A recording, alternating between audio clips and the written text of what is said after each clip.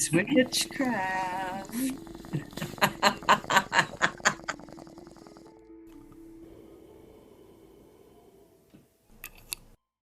This is what? Which episode is this show? Uh, eight, nine, Nine. eight, nine. I don't know. Nine, eight, No, episode 9, Crater Lake. nine. Okay, no, it's episode 9. Hey, welcome to episode 9 of the Stoned Witches Hour. I'm Chelle, and I represent where do I represent? The East Coast. That's right. How much have you had to smoke tonight, Chelle? Enough that I forgot where I am. I'm like, it's what? so snowy, you're just wishing you weren't on the East Coast. I wish I was on the West Coast with Laylla because it's so nice and warm over there. I'm so jealous. But yeah, no, I am actually Chelle here on the East Coast, even if I don't realize it. And I'm Laylla, representing the western half of the US and all the spooky paranormal things that we get up to over here on the best coast. You only say that because it's warm. Excellent. Use more pot. So today is Super Bowl Sunday. You know, whatever. I know. I also have not I will really... say this, though. What? Have you heard about the halftime show yet? Snoop! It's Snoop!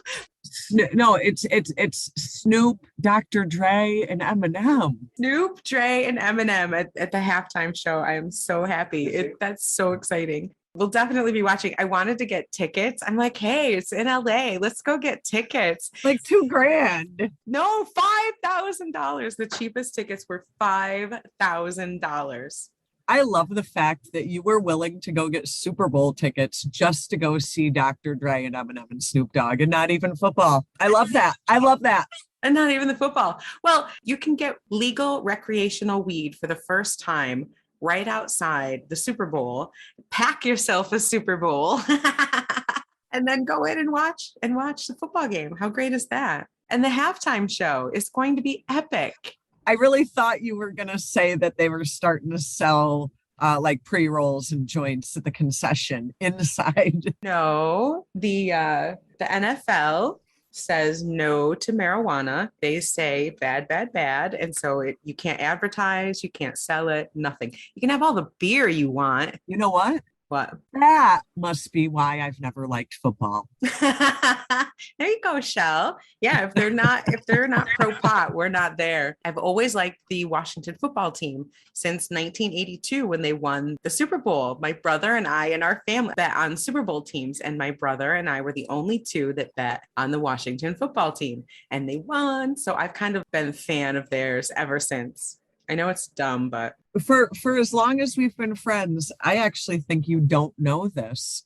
Fun fact, my daughter is a huge Washington fan. That's fantastic. I actually, the other day when they came out with the brand new whatever name, Commanders, they're the Commanders. I sent her something I saw online because I was like, well, she's the only person I know who would give a shit about this. Me. I care, but only that much, only a little bit. Oh, I also ordered seeds, and I wanted to tell you, one of the seeds I ordered is strawberry banana. Is it really? So I will be growing strawberry banana, that strain, just for you, Chelle. I had no tea left and I had no weed left, so we had to actually go out, which was a tad bit harrowing. You know, I don't like snow. No, or the cold, none of that. No, but yeah, being in a vehicle on snowy roads, I don't like, but I also... We need drone pot delivery. That's what we need. Yeah. Right. So this straw nana, new tin, this one we're going at 32.94 THC. Nice. And I will be growing that shortly. And it smells good. It's tasty. It's beautiful. You know, it was solely on your recommendation, and then your stone text to me later. Yeah, on those recommendations, I'm like, if Chelle, my longtime stoner friend, is liking it this much, I'm growing that bitch. Yeah, so I'm growing it. I got some. We're going to call it the Chelle special. I think that this is definitely a good one for you to give a good go to. You're going to buy seeds anyway, so why not try this one? Because nice. It's definitely a good, what is that strain? Cultivar. It's a nice cultivar. Yeah. A nice cultivar. I'm trying. I'm learning the words, just not necessarily the proper context of them yet. We're getting there though. Yes. Yes, you are. Yes, you are. Man, but you know what you like. You've always been you've always had a good nose for weed. I don't, is that a good trait? What's a weed sommelier? Is that something that people do? Like, what would you call that? Like a weed sommelier? You know what I'm talking about, right? Like the person who Yes. recommends wine. Like a connoisseur, a cannabis connoisseur. Oh, I like that title. I could do that. I'm definitely a cannabis connoisseur. A cannabis connoisseur. Mm-hmm. I'd never be a good bud tender because I would be licking my fingers and like I wouldn't be good. They would be like, stop. Yeah, They'd ask for what's good. And you'd be like, oh, I had this the other night and it was fantastic. Oh, and I had this one too, and it's really great head high. lick my And you'd lick all finger. of them. Lick my finger. See how great it is. It's okay. So my mother-in-law has a brand new boyfriend. It's always good when mother-in-laws get new boyfriends. I totally agree. And he's wonderful. Oh my gosh. He is just an absolute sweetheart. I'm so happy for her. Spoils the heck out of her, which drives her For crazy. her. Right? So they're in Vegas and they're Lucky assholes. right? But she comes up to me now. She's normally not a pot smoker, occasionally a hit now and then, but she comes up and she goes, Laylla, do you have any rolling papers? And I'm like, whoa, hey, yes, I do, mother-in-law. I do have rolling papers. And I go, what kind do you want? And I whip out like 4 different kinds of rolling papers. And she's like, no. Because only you would have 4 different kinds. She's like, no, I don't have rolling papers. Will you roll me a joint? And I'm like, what? You want to take a joint to Vegas? Okay. All right. Yeah, fine. Yeah, here you go. Here's your nice joint for Vegas. Have a good trip. How about we roll you 2? Right? That's what I said. I said the exact same thing. I was like, yeah, you want 2? She's like, no, what'll do? Just 1. See, what a lot of people out here have been using, maybe this is an East Coast thing, not rolling so much anymore, but buying the cones and packing the cones. I like that, but I ran out of cones. And I have so many papers because I get them for free a lot of times with our delivery. But yeah, I love the cones. Do you pack yours? I don't pack. I actually just buy pre-rolls already ready to just light that buddy up. But I think they burn better with that cone shape as opposed to that, that pregnant joint that is like falling apart and you're like biting weed off of it as you're taking a hit. I just think the cone is a better smell. I like that too. And check out my joint holder. Do you like this? I love that. I actually have a mint holder that's the same thing. Okay, so it started its life as a mint holder with planchette, the little planchette shaped mints. Same thing. Is that what you have too? No way. But, yes, show me. But we both have a tin with a Ouija board on the top of it. It says mystifying mints. But I have not eaten the planchette. Me either.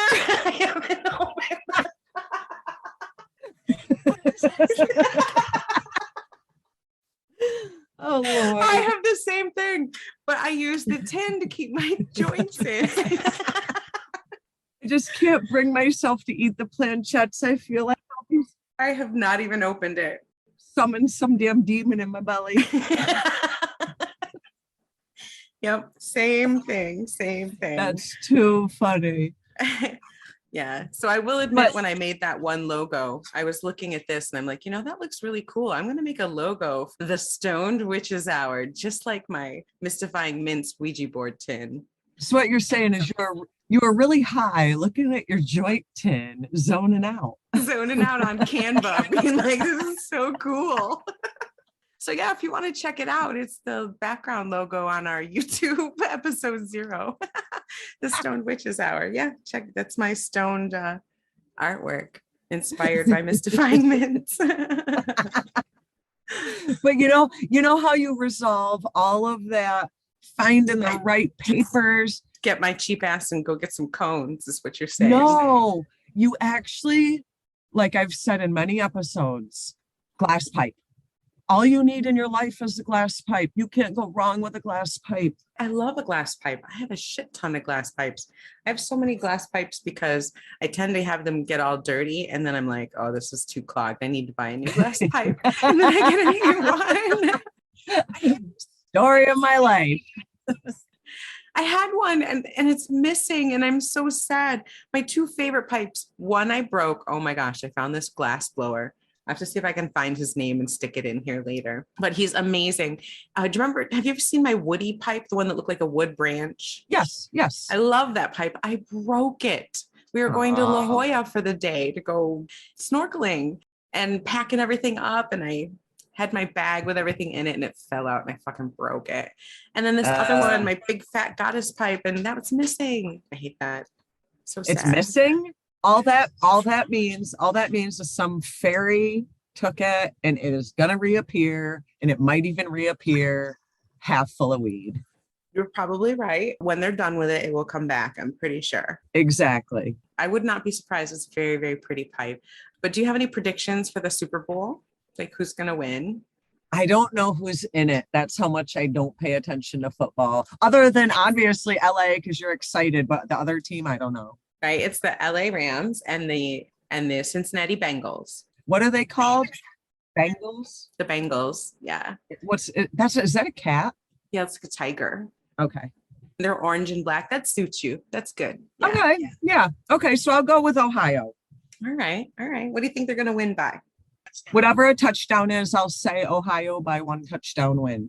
Now, I just would like to give a little note to all of our listeners here. Please don't think that I'm a horrible person because I know nothing about football. If we were talking about hockey, I would be on this. In hockey, every goal is 1 point. 1 goal, 1 point. 1 goal, 1 point. Well, hockey makes sense. Right. That's why I love hockey. Donate blood, fight Bonby. Go Rangers. Do not tell my other half that. Oh, is there a hockey rivalry in the family? There is. That's tough. Mixed families like that can be difficult, Chelle. Yeah, and it's pretty rough because it's the Boston Bruins and the New York Rangers. And no. I'm steadfast. Go Rangers, go. Let's do this. I'm on your side. You know that, right? Yep. But you know what? I love the man, but hockey's hockey. You mentioned Dennis Bonvie, great hockey player. Used to love him in the 90s. He was in the New York farm team, in the AHL team for New York. Do you want to know what Dennis Bonvie does now? What does he do now? He acquires hockey talent for the Boston Bruins. No way. How funny. What a coincidence. That is fabulous. No, yeah. I remember at the height of they had t-shirts that said donate blood, fight Bonvie. And there was a time, there was a couple seasons where that's all anybody went for was to see him fight somebody, which really isn't why you should go see hockey. But for a little while, it was a big thing. That's what made my kids start to like hockey was Dennis Bonvie fights. My son still loves Dennis Bonvie. So if there is anybody from the Boston Bruins out there, Dennis Bonvie, if you're listening, I would love to see a Bruins game. Because now that is financially beyond me. They did make hockey fun. I do admit, not just for Bonvie, there was other great players there, and we did love to go watch them. So that was fabulous. Yeah. And there's nothing like in-person sports. That's the other thing. I'm not a huge TV sport fan. There is nothing like walking into a hockey arena or a baseball stadium or something like that. But it's just TV just doesn't give you that same zip. It is a lot of fun, even if you're not a sports person, just to go see something like that in person. Just the vibe of it is just fantastic and a ton of fun. Are we here to talk about ghosts and paranormally stuff? We are here to talk about ghosts and paranormally stuff. Tonight, I have a pretty interesting story over here on the West Coast. What you got? What's going on over there? Well, we're going over to Oregon. So we're going to the Northwest, up into the Cascade Mountain region. I'm going to hit this pop. Back to my homegrown, by the way, this evening. I know nothing about Oregon other than I've seen pictures of their seacoast and it looks damn fabulous.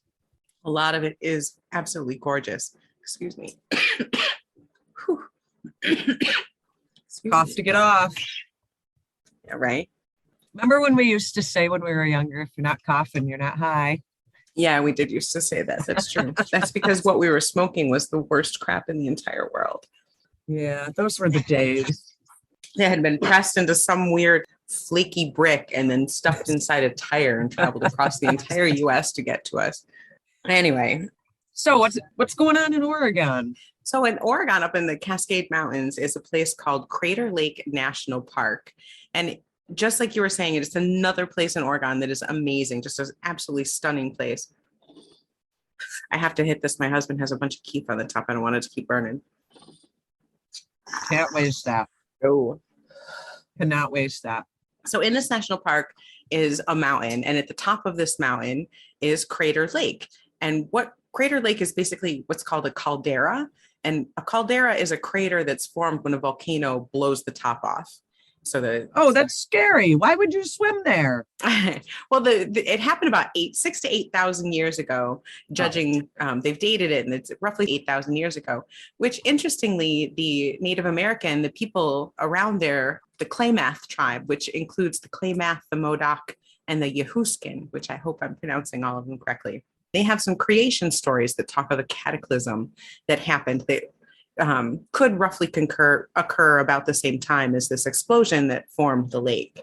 So after this mountain exploded and formed a caldera, snowfall over thousands of years have filled this and have created the most crystal clear, blue, gorgeous lake that you have ever seen.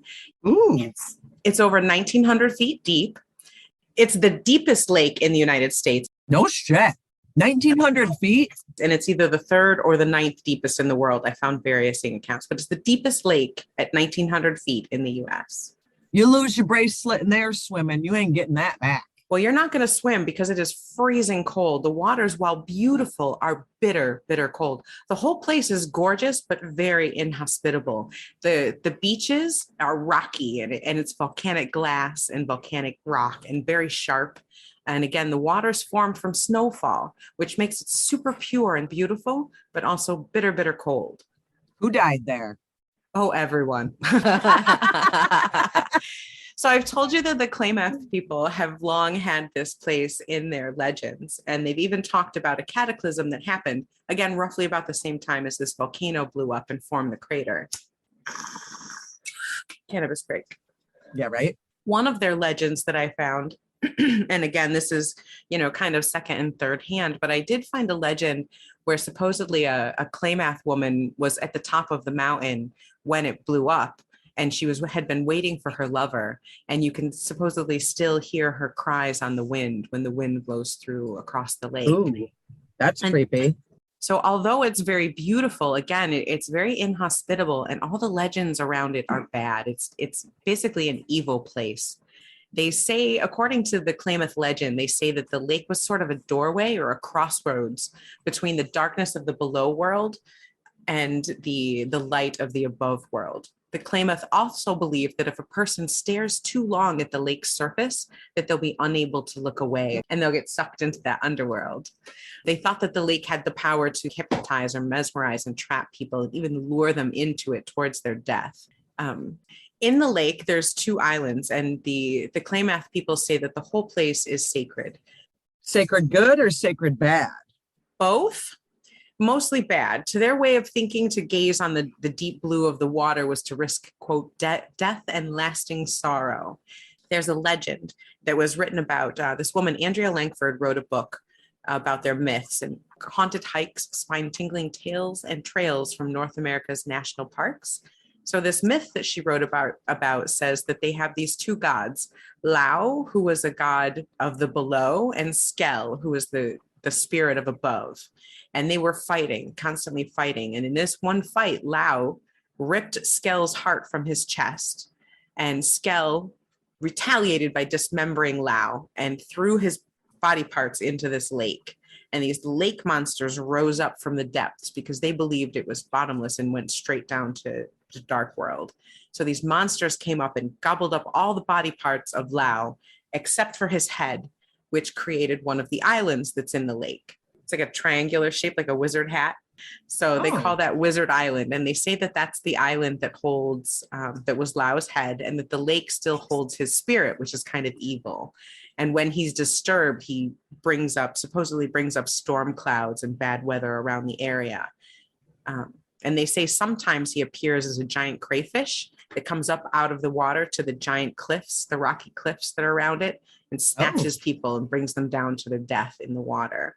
You know, this has a striking resemblance to many of the Gates of Hell stories we've come across. Yes, very interestingly, it does. And that's kind of why I picked it, because, Chelle's had a lot of Gates of Hell stories. I'm going to go with one from out here. How many Gates of Hell are there? That's Really? My question. How many Gates of Hell really are there? That's the question here. We kind of need to know this. I mean, honestly. Did these Native American folk kind of use this as like a place of worship or ritual or something of that? As far as nature? I can tell, they didn't. Again, why the hell were they up there on its peaks is I guess my question. Well, they were there occasionally, and I guess there were, and I'll get to it later, but I know they had berry encampments or like seasonal encampments around the lake. So they did go there occasionally, but they never lived there very long. They would have just like some seasonal encampments there. Vacation homes. Right, there you go. Just don't look at the water. In this lake, this beautiful blue lake that is one of the most gorgeous spots, supposedly, that you could go see are these two islands. There's Wizard Island. Again, it's named because it looks like a wizard hat. And that island is rumored to be haunted. By the head?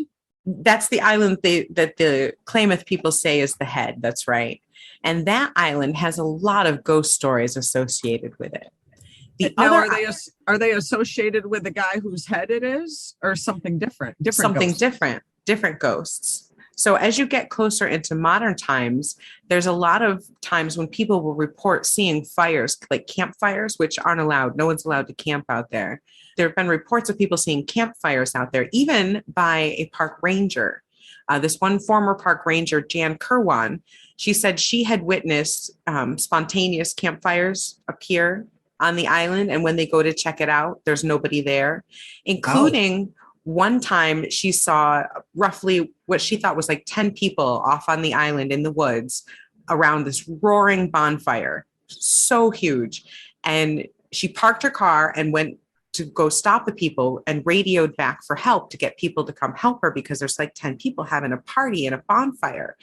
But when she reached the site where the bonfire was, there was nobody there and no campfire, no trace of a campfire, nothing. And she was very distressed because she had obviously seen people and had called for backup to get help. And so she was like looking around trying to find them and she couldn't. And then when the backup got there, she learned from her coworkers that that place was a spot where other people have seen campfires, and it had been a Park Service campground decades before. Uh-huh.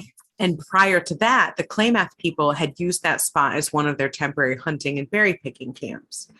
So nobody there, but people see campfires there all the time. Yeah, the first thing I thought of when you said that is it's got to be the Native American spirits still on their land, essentially. Now, the other island also is mysterious. They don't usually see ghosts, but the island itself appears to disappear on occasion. It's called Phantom Ship Island. Ooh. And it's roughly the same width as Wizard Island, but it's much shorter and flatter. Its rough, rocky shape almost looks like an old sailing ship with masts and stuff on it. Uh-huh. And something about it, depending on the weather conditions and the lighting, it will look like it disappears from view. It just kind of seems to be there and then not there anymore. And so it got the name Phantom Ship Island because it seems to appear and disappear like ghost ships. Oh. The third thing in the lake that's really interesting before we get even to all the deaths and the murders, the third thing in the lake is something that's called the Old Man of the Lake. And what it is a giant sequoia tree trunk that somehow has been floating perfectly straight up and down in the lake for over 100 years. No, oh wait, no, you said it's 1,900 feet. It can't be rooted. What? It's not rooted at all. They've checked it. The tree itself has been carbon dated to be about 450 years old before it went into the lake. And no matter the weather, it doesn't tip? It does not tip. It floats straight up and down. No shit. No shit. There's about 4 feet of it that are up out of the water at all the time. That's sun bleached, and the rest of it, roughly 30 feet down into the water, is the rest of the tree trunk and its roots. How did I? Wow. A lot of people would take their picture. They'll go out to this tree trunk, and there's pictures of park rangers and people standing on the tree trunk as it floats in the lake. No shit. He is called the old man, and he just kind of bobs around the lake. And sometimes he moves very little, and sometimes he'll move as much as 4 miles a day. And they've tried to do studies on why he moves, and they can't really figure it out. He doesn't really seem to follow any type of water movement or tides. No, there's no real rhyme or reason to how or why he moves. And there are myths and legends that say that the old man controls the weather. And if you try to control the old man, bad things will happen. And back in, I think it was. That makes me want to ask you right now, has anybody tried to take the damn piece of wood out? No, but there were some people that were using a submarine to map the lake, and the tree trunk kept bumping into their ship. So they used chains to try and tie it up to the shore to stop it from moving. And almost immediately after they tied it up, the weather turned bad and stormy, and it continued to be like that for days until they finally unchained the old man and let him float free. And almost immediately the weather calmed and the skies went back to being clear again. I want to see this tree. So the old man floats around, and he's, pretty popular. I'm pretty sure it's prohibited to get on him anymore, but he's is all of this state park property? Yes. This is a park. It's a national park. It's Crater Lake National Park in the Cascade Mountains of Oregon. Okay. And it's stunningly gorgeous. And can you boat in the water? Like, could we get on a kayak and go out to this old man? Yes, you can. You can get out on the water and go and you can go see the old man. You can go out to the islands. However, the area itself it has a rather extensive history of accidental deaths, suicides, and murder. Oh, yeah. With almost it was kind of depressing, actually, how many people fall off the cliffs or get caught in snowstorms and die, crash their cars in the ravines. Airplanes and helicopters have crashed there. They actually have an extensive list of all the people that have died there and all the planes that have crashed. I'm not going to go over all of them because there's well over 100, but I'm going to give you some of the more interesting ones. It's just weird that there was issues with planes and stuff because that's in the sky. Some of them are downright creepy. This place is eerie. There's something here for sure. Home of the gods. One of the sadder plane crash deaths here involved a couple, and this is so creepy, Chelle. Just get yourself a joint or something. This couple, Jeannie and Dave Nunn. So on February 26th, 1975, Jean drove her husband, daughter, and granddaughter to a little airport where Dave was going to fly the daughter and granddaughter home in his little blue Cessna, along with 2 student pilots that were coming with them. Dave and the students flew the daughter and granddaughter home with no incident. Everything was fine. And then the 3 of them started their flight home. That same night, after dropping them off, Jean went to bed early, and she woke up feeling a hand grab her leg around 9:30 p.m.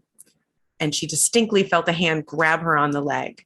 And she looked at the clock and immediately called the airport and told them that her husband's plane had crashed at 9:20 and that he had died at 9:30. The airport, the people on the phone, flustered, told her, yes, that they had lost contact with the plane at 9:20, but that was it. They had no other information. And she insisted that the plane had crashed and that her husband had passed away at 9:30.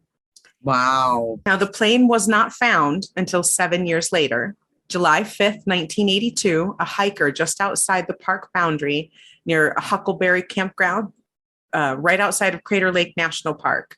A hiker spotted what he thought was a small airplane. And when he approached it, he found that it was a blue Cessna and that there were skeletons slumped in the wreckage. Oh, man. Yeah, so they had an investigation done, and it was confirmed that it was Dave and the 2 student pilots.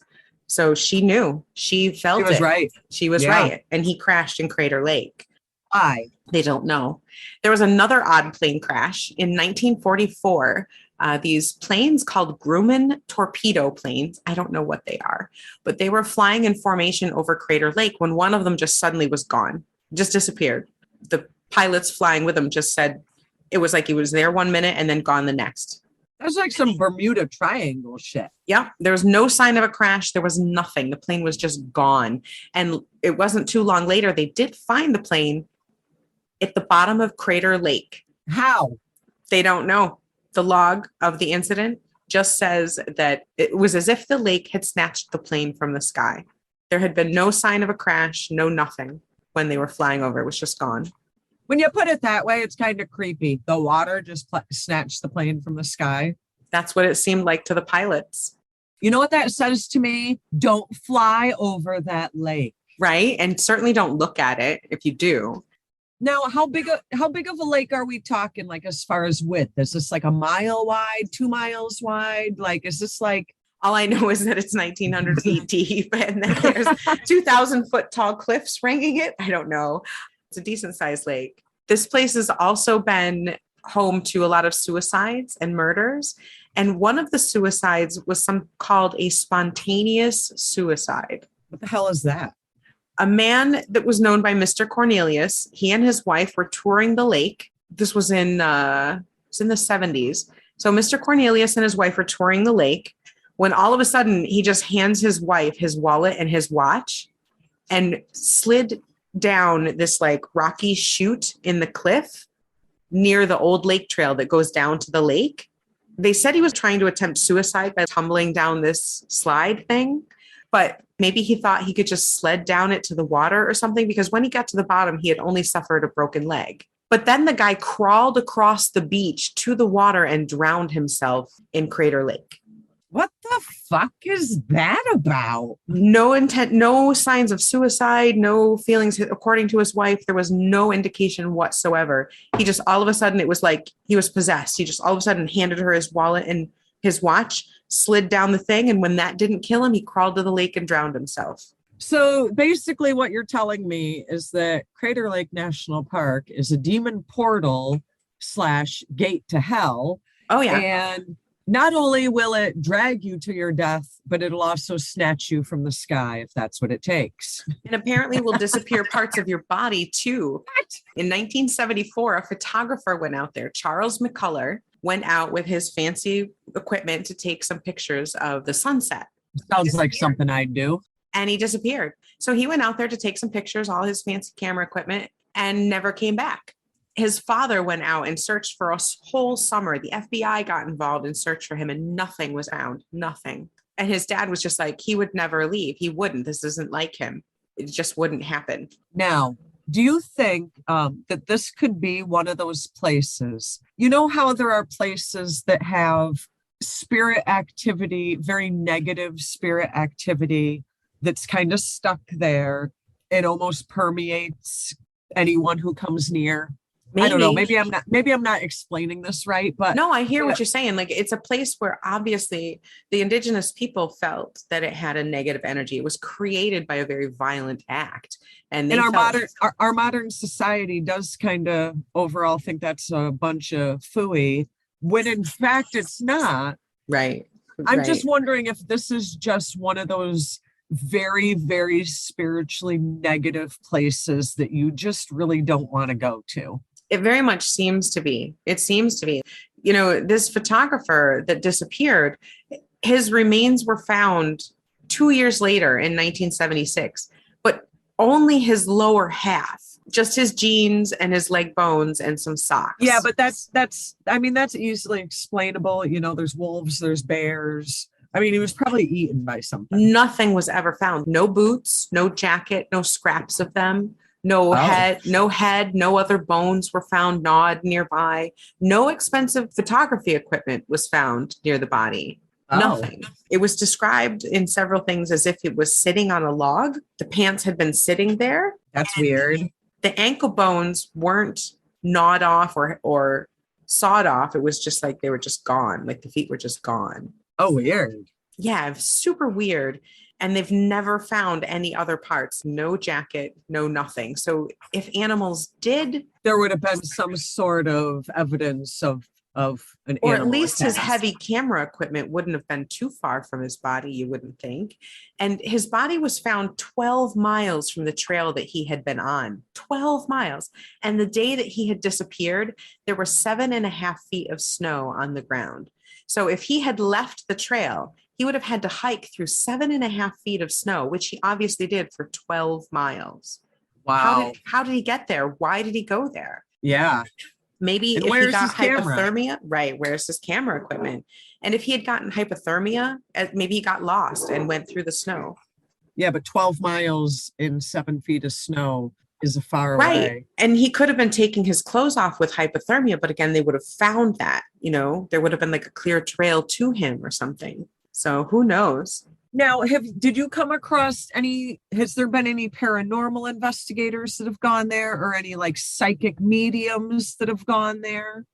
I'm not sure. The main lodge, is rumored to be very haunted. Numerous ghost sightings of children and people in old-timey garb, but I don't know if there have been any type of paranormal investigations done. Maybe we could be the first. Ooh, let's. There's also Bigfoot has been sighted here. I love Bigfoot. I know you do. I am one of those people. I love Bigfoot. He's out there. Yes. And apparently he's been at Crater Lake. Oregon has the most sightings of Bigfoot than any other state in the country. And many of those sightings are at Crater Lake. Rangers once reported, so these are official rangers that work there, reported following a large, dark, putrid-smelling, hairy creature through the woods. And they were trying to track it until it started violently throwing pine cones at them and so they had to retreat, and then they couldn't find it anymore. That sounds like my buddy Sasquatch. Right? There's even reports that 2 Bigfoot bodies have been found, dead Bigfoots, one from a car accident and one I wasn't sure how it died. But supposedly, supposedly right after that happened, Men in Black type people swooped in and took them away, and they disappeared it. And then it was never heard of again. Just to go back to our previous episode, they took Sasquatch to Area 51. Well, here you go. Maybe they did, because the park's also the location of numerous UFO sightings. Really? Tons of UFO sightings over it. Really? Yes. That kind of piques my interest, because you've got this kind of energetically negative place that there is stuff not only on surface, but in the air above it.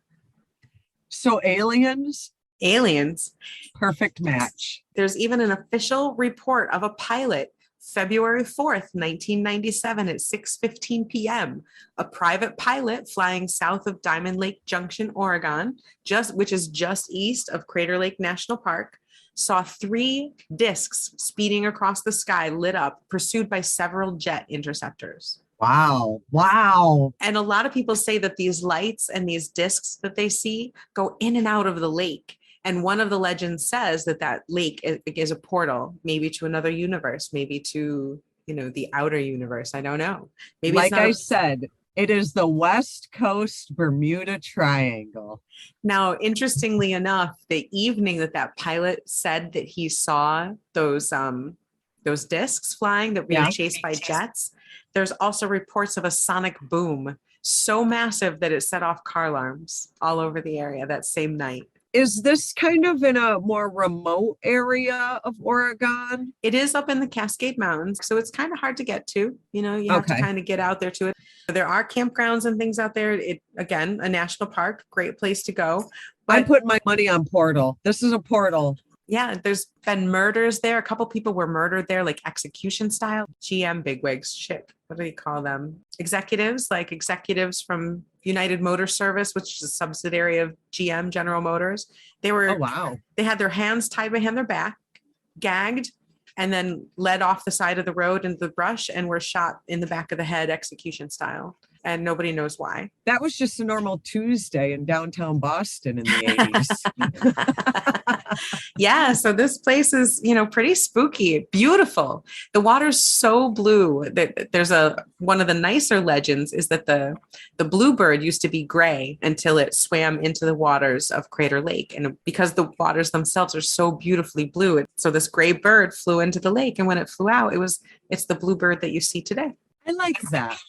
That's like the only nice thing I found. But I'm telling you, I'm going to put my money on it's a portal. I no longer think it's the portal to hell or a demon portal. I am going with this is an alien portal lake. Yeah, we've got it all. That's where my money's going. Place is the site of weird, unnatural deaths, murders, Sasquatch, aliens, ghosts, everything. It's got it all. Demons. Sign me up. I want to go. So beautiful but deadly. Let's put this under, beautiful but fucking deadly. It actually kind of, I do laugh a little bit on the inside that it's got such this negative history and almost kind of superstitious air about it. But yeah, it's a national park that people flock to regardless. Right. And people love it. Yeah. So it really does make me want to go to Oregon. Oh my gosh. I wanted to go to Oregon anyways. But what have you got for us on the East? What are you going to try to beat me with? Because how are you going to creep me out tonight, Chelle? This is so easy, Laylla. Like so easy. I would say this is, and this is just not personal opinion. This is actually other people's opinion as well. One of the most haunted locations in the United States. Really? Now, a lot of places have tried to say they have that claim to fame. Right. And if you recall on my last episode, I said something very similar about Gettysburg. It's true. That's very true. Episode 8, go check it out. This is we're going back to another asylum. And oh, I hate those. Those totally creep me out. They're the worst. They are creepy to begin with. Just the man's inhumanity to man. I mean, simply going by that, asylums are fucking awful. Well, this is probably the most famous lunatic asylum in the country, and it was probably the biggest at the time. This is the Trans-Allegheny Lunatic Asylum located in West Virginia. Oh, God. All right. All right. All right. I'm already creeped out. Okay. Hold on. Let me get some candy. Oh, my God. Do you have a C's candy out there? No. What's that? It's this candy joint. Oh, my God. My mother-in-law, again, shout out to my mother-in-law. Love that joint. Hope you have fun. For my birthday, still my birthday month, she was so sweet to me. One of the things she got me was these C's candies, dark chocolate brittle, and you see that the bag is empty. Yes, because it says dark California brittle. Holy hell, these were so freaking amazing. I have to go get more. So good. I love candy. Can't go wrong with candy. Too much dark chocolate lately. I have been pigging out, but I might need to get more of this dark California brittle because it's so good. All right. So hold on. I got some chocolate. I got my bowl packed. All right. I need my blankie. You're gonna need your blankie for this one. I know. Okay. All right. Go ahead and scare. All right. I'm ready. Scare me. So not only was this considered probably the most haunted place in West Virginia, but again, very famous, very large, very haunted asylum in America. This actually was constructed in the early 1800s. They stopped construction though in 1858 because this was actually used during the Civil War, similar to my last episode about Gettysburg, Civil War, sticking with that Civil War theme. As we talked about last time with Gettysburg and the Civil War, a lot of these people that were a part of the Civil War were very young, might not have known what they had quote unquote signed themselves up for. Yeah, so many kids and young adults, damn. And died in horrific ways. Yeah, war is fucking hell, people. Yeah. So at the time, the place was known as the Weston State Hospital when it was first constructed. The reason they had to stop construction in 1858 was due to the Union soldiers wanting to use the land as one of those things, the military is coming through and they're like, hey, we need to commandeer this to use it for the military right now. Pretty much. Okay. Pretty much. But the man who created the building, Thomas Story Kirkbird. Kirkbird? Or Kirkbirdie. That's a great Kirkbird. That's a great name. Thomas Story Kirkbird. Kirkbird. I love the name Story. I think that's a fabulous name. That would be a great middle name, actually. Right? He was actually a mentally ill man. Go figure, the irony. A mentally ill man who wanted to be associated with an American psychiatric facility. Why? Why? What? Wait a minute. Is this like some sort of club people want to join? I Like, guess. hey, I want to be part of it. Okay. Maybe he wanted credentials here or something. Was he a practicing psychiatrist or something? No, he was mentally ill. He was the right. patient. Sorry. Okay, so this mentally ill guy for some reason wants to be associated with. Okay, all right, whatever. But he created the building. All right. So during its heyday, it was filled with all kinds of different mentally ill patients. But this Kirkbird guy, he believed that he had such a weird business model. He believed that the patients should be allowed to roam the facility at free will. Wait a minute. So just because this guy designed the facility, they're going to let him come up with any fucked up rule he can think of? And they're going to be like, well, he paid for it, so okay. Dude, this was like the 1800s. I take it back. I don't like the name Story anymore. 1800s. What are you expecting here? Just call him Fuckbird. So anyway, he had the brilliant idea to let the patients just roam, which, hey, better than being locked in a room. Can't blame him. He believed that letting them roam would help them be cured of their mental illness. What the fuck? That makes zero. Okay, wait. All right. So Fuckbird says let them run free and they'll get better. Whatever. All right. Yeah, I need to smoke way more weed for that to make sense. Catch up, Chelle. Catch up. Got to smoke way more for that to make sense. That's right.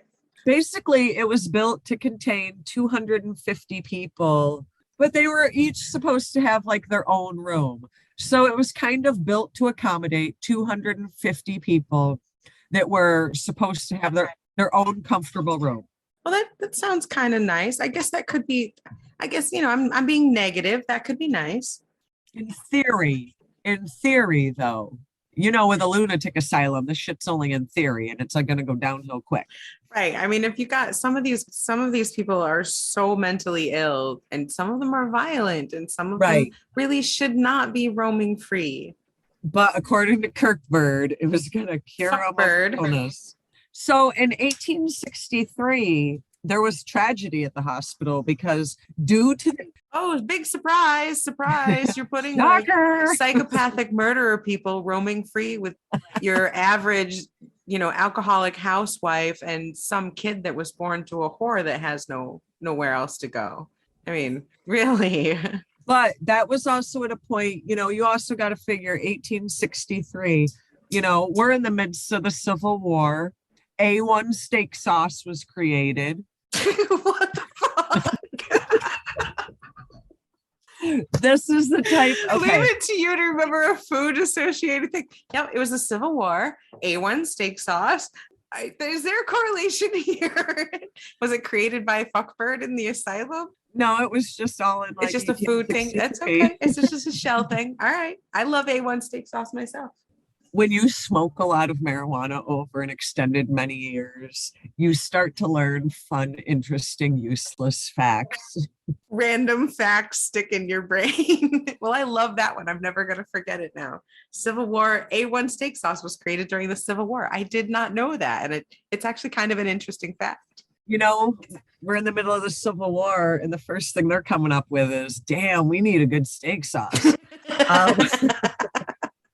Well, you have to have your priorities straight, I guess. But also, besides A1 steak sauce, which I love, besides that, excellent factoid, Chelle. But with the Civil War going on, as you can imagine, there was an increase in mental health diagnoses. Yeah, no shit. You're 18 years old and your husband goes out for the afternoon and comes back with half his arm, no leg. That was a rough time. The Civil War was a pretty shitty gig. And he was fighting, the other half of your family.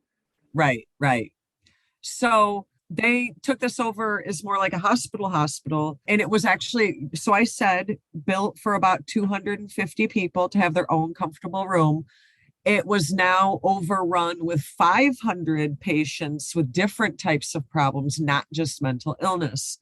And they could hardly even keep up with the patients. So for something that was essentially tagged for 250 people to all of a sudden have double occupancy, 500 people, as you can imagine, conditions deteriorated real quick in that Rapidly. joint. You know, everybody was crammed together. They were starting to have 4 or 5 people in a room that was meant for one person. And by 1938, this is how shitty our government is and has been. By 1938, the asylum was 6 times over capacity. What the hell? These are single rooms. How the 6 fuck are they times squeezing over capacity. 6? Oh my gosh. The conditions there must have been horrific, dirty and infected. And oh, gross. Then keep in mind, you know, nobody's shut in a room. You're all just roaming the halls all crazy. That place is haunted. The patients started running wild, out of control. There wasn't even any room to keep anybody anymore. Food supply was running low. And you know, we're talking septic as hell. Yeah. I mean, if you weren't crazy, you were probably getting like staph infection. I don't know. But if you're not being attacked by some of the more violent inmates. You want to hear something crazy? At the peak of the 1950s, the hospital had 2,600 patients. Wow. It was built for 250. Over 10 times. They were sleeping on the floor in freezing rooms with no furniture or heat. The windows were covered in grime and mold, wallpaper peeling and decayed. Oh, that's awful. Oh my gosh, that sounds ugh. And you know what started and you know what started in America here? This was the birthplace of experimental lobotomies. Oh no. They had performed over 4,000 lobotomies. What? 4,000 lobotomies. What? Ew. No, that's the thing where they stick a pick up in your up in your eye. No, up your nose in puncture. No. No. And this left some of the healthy patients with brain damage and hemorrhaging. Oh my gosh. Did they do that just like to keep people quiet sometimes?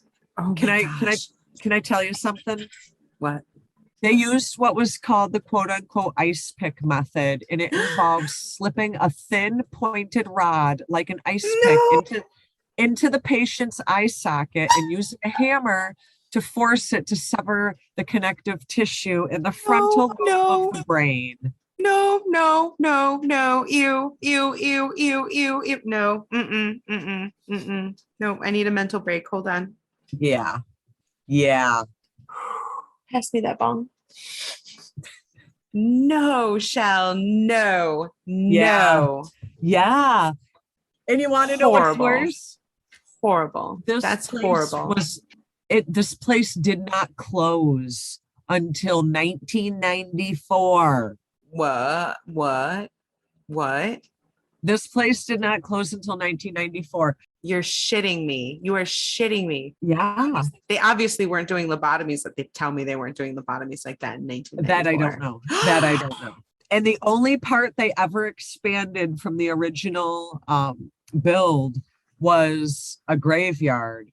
And since 2007, the owners decided to do day tours and paranormal tours and ghost tours. So this is actually a place now.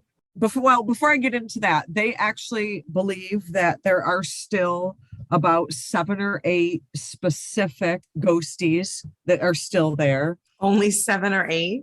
Yeah, that they can distinguish and kind of quote unquote put a name to. Legend says that you can hear one of the patients commonly associated with a girl named Lily. She was one of the patients from the Civil War era that died from pneumonia at the age of 9. And there has been witnesses that say that if you step into her playroom, you can sometimes either hear her crying or hear her laughing. Well, that sounds creepy. Where's her playroom? There was a room. Just one of the rooms? Yeah. Oof. What does it mean if she's crying or laughing? Oh, fuck, that sounds creepy. Kid ghosts are creepy. That also gives you kind of a picture that, mentally ill, used as a hospital, but the age range of the patients was from small children to aged adults. Well, yeah, I know from some of our other asylum talks and investigations they pretty much would throw anybody in there. It wasn't just people who had mental illness. It was people who were Right. depressed or who were elderly, Or people who were poor. alcoholics or were poor, people Or who were orphaned. Yeah. orphans, malformed, people who had some type of physical ailment. You could be in an asylum for all sorts of reasons, none of which had anything to do with mental illness or your capacity to take care of yourself. But if you were to look at a picture of this place, Laylla, you would think that it was like a manor house, but it really was more like a house of horrors. Yeah, it sounds like it. Nice on the outside, but absolutely rotten to the core. Right. Because again, you got all that sadness and death and disease starting right from the Civil War era. They're nowadays they do tours, they do paranormal things there. And they've actually talked about that there's a man. They don't know who the man is, but they see him frequently. And he will actually lay his hand on your shoulder and squeeze. What? No, he touches people? He will lay his hand on it. Yeah. Why is he touching people? Hey, boundaries here, Mr. Ghost. No shoulder touching. No touchy. Why is he touching people? I don't know. Maybe he's a perv. I don't know. Go ask. That's all he does. He puts his hand on people's shoulder, and that's it. It kind of gives you that little squeeze of I'm here, even though there's. Oh wow! Oh, creepy. Yeah, they have heard people screaming in the medical rooms, which is where at the time the lobotomies would have been held. You can hear screams. They know where the lobotomy rooms are. Yeah. Oof. Actually, we got to add this to the list. You can actually go there. They do overnight tours. They're generally 8 hours long. You go in at 9 p.m. You come out at 5 a.m. You are in the asylum overnight. They've done shows there, actually, like Ghost Hunters, and they've all been there. We should go. I would love to go to all these places with you, Chelle. This would be it would be a dream come true. You know what is interesting about what I have found in my research about Trans-Allegheny Asylum? What's that? Some of the other asylums we've talked about, there has been quote unquote spirit activity of staff, the nurse that never left, the doctor that never left, kind of thing. Right. There are no accounts that I have been able to come across of staff haunting. It seems to focus 100% on patient haunting. They got the fuck out even in death. They're like, I'm not staying here. This place is being run by the patients. I'm out. Well, one of the myths was that when it actually closed down, all of the staff went into the chapel area and kind of did a religious ceremony to cut ties with the asylum. Smart. Oh, wow. That's actually really smart. I mean, we talked about when we go to the RMS Queen Mary, saging ourselves down, right? Give us some incense, right? Totally cleansing ourselves. It's a smart thing. So yeah, they actually held a religious ceremony to kind of end their time. I think probably in their mind, it was more, we did a lot of shitty things and we want to kind of confess our sins to our maker kind of idea. But I think that what they actually did was they kind of severed their spiritual ties with the joint. And that is kind of... Well, I would hope that they asked for forgiveness too, if they did any of those horrendous things to people. At least in some way, you need to atone for that. That's terrible. I mean, there has been sightings like, it almost was like things were left there. You can go there. There's wheelchairs there. There's still toys there, filing cabinets. There's still phones on the desk, the old like rotary phones. Oh, wow. Super creepy. So there have been reports that all of a sudden wheelchair will just be like rolling down the hallway all on its own. Dang. You'll go into one of the playrooms and you'll be in there by yourself. And all of a sudden the ball will just start rolling across the floor to the other side of the room. So it's not that they can necessarily say that, patient XYZ just rolled that ball across the room. Right. But things happen. Right. They can kind of pinpoint Lily just because of some certain details. But other than that, they can't really kind of tie a lot of the activity to specific patients per se. But, it's not just apparitions. It is you're feeling like you've been touched and grabbed, and physical objects are now moving. You're hearing audio things. So there's the gamut of paranormal activity here. And the thought of being able to just go pay $100 and stay there from 9 o'clock at night till 5 o'clock in the morning is so appealing to me. It does sound like a lot of fun. I'd be there. I'd go with you, Chelle. I'll go. Is pot legal there? Can I bring my stash? I don't know about West Virginia. If any of our listeners are from West Virginia, can you please let us know if marijuana is legal in your state? Google would know. Give me some hold music. Normal. Weed legal, West Virginia.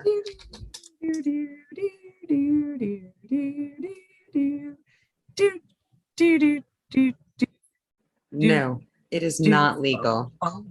Bummer. Medical marijuana is legal for registered patients, but they're still in the process, and adult use recreational cannabis is not legal in the state of West Virginia. I have a 4-second bitch about medical marijuana. My 4-second bitch is, how come my medical card doesn't work state to state and only in the state issued? Federal, because right now it's state by state mandated. There is no federal broad, like marriages are federally recognized. So any state you get married in, and plus states, anyway, it's probably a bad analogy, but it's not, there is no coalition of states that said we promise to recognize what other states do. And there is no federal legalization as of yet. So there's no blanket protection across the country. Yeah. Bummer. They could do it. It would take a minute. I mean, what the hell? Anyway, we're not going there. Different podcast. So Trans-Allegheny Asylum. Sounds creepy. Super creepy. When you combined the Civil War era traumas and horrors that we know of that time frame, combined with, this is where they were doing experimental lobotomies and thousands of them. You can imagine that there, again, kind of like Gettysburg, there's some sad people here. And because a lot of these people are mentally ill, they don't know they're dead yet. They almost feel like they're still living there. They're playing ball in the playroom and, shuffling their wheelchair down the hallway. But this is supposed to be pretty much the most haunted asylum in America. And I believe it is the only one that you can actually do overnight tours at. I don't know, Chelle. I have to say, I think looking at both of our stories this evening, mine, national park, campground, gorgeous lake. I'm saying, let's go. Let's tell some stories around the campfire. It sounds like a great spooky time. Just don't look at the water. Yours is fucking creepy. Yeah. I'm downright scared. I think you win this evening. I would have to say yours sounds way spookier. I'm just saying, if we were to camp at Crater Lake, fun, spectacular evening. If we were to go do an overnight at the asylum, totally fucking scared. So you definitely win. But at Crater Lake, here's why I would actually think that maybe you win tonight. Because at Crater Lake, we're camping, and who doesn't love camping? Yeah, there's a win right there. Different kind of win, but still a win. Right? But we could see Bigfoot or aliens. Right, there is. Okay, that's true. Good point. There's a lot there. I can see ghosts any old time. Okay, no offense. Yeah, but those ghosts are so creepy. Oh my gosh, little girl laughing, Bigfoot? Toys, stuff moving on its own. So freaking creepy. Lobotomy people screaming. Bigfoot, UFOs spaceships going into the lake. Yeah, gateway to hell. Don't look at the water. Would you look at the water? Like, how can you not? I would, and I would be like, I can't. Oh my I'd God, be so scared. I can't. I would probably not stare directly into it. I'd make up rules. I can kind of glance at the water, but I just won't stare deep into its eyes or something. Well, Laylla, between you and I, we'll call it a draw. Because I'm intrigued so much by yours, you're intrigued so much by mine. But if any of our listeners have a preference who wins tonight, East Coast, West Coast, email us, hit us up on Instagram, or I don't know, go to YouTube and leave a comment. Can you comments on YouTube? Let us know. Yeah. All right. Fair enough, Chelle. Fair enough. I think you're right. There's enough to say that either one could be super creepy this evening. So for sure, we'll let the listeners decide. And we have listeners in so many different countries now. We're having a lot of fun. So thank you all for listening. Shout out to all of our listeners. We are now up to many, many tens. Many, many, many, many, many tens in many, many countries, including, do you want to give a special shout out to, you have a friend listening overseas? I do. I want to give a special shout out to my friend in England. He knows who he is. Rock on, buddy. Miss ya. Thank you so much for listening. We really appreciate it. All right, let me quick look and see what I'm doing. Do you know what you're doing? Let me pull out my list. Yeah, I got to pull out my list too. I have a list at least. Ooh, you're making progress. Right? I feel better that you don't have one picked out exactly yet. Where's my list? That'll be episode 10. So what are you doing for episode 10, Chelle? Wow, double digits. Dun, dun, dun. Yeah, I know. It's episode 10. Kind of fantastic. So for episode 10, we're going to actually take a trip to the Hoosick Tunnel in Massachusetts. Nothing better than a haunted tunnel. All right, cool. That works. But I'm actually super excited about our next 2 episodes. Hoosick Tunnel, and then after that, we're going to break out into some of our listener stories. I love listener stories. I am super excited about that too. I have never heard of the Hoosick tunnels. What's their claim to fame? Death. Duh. Okay, cool. So I'm going to talk about a place that's very near and dear to my heart, Joshua Tree National Park. I don't know really anything about Joshua Tree, so this will be interesting. I fell in love with it when I came out here, and I'm going to share some spooky, sad stories from there and some interesting facts. So Joshua Tree, yeah. And I think that you're going to need to explain if this is actually, are they trees? So when you start your story, I need to know if these are actual trees or not. All right, I got you, Chelle. We'll go there next episode. Tune in for some Hoosick tunnels, and are Joshua trees or not? Do. Thanks again for listening to the Stoned Witches Hour with Chelle and Laylla. Make sure to like, subscribe, and maybe leave us a review. Check us out next week at 4:20 a.m.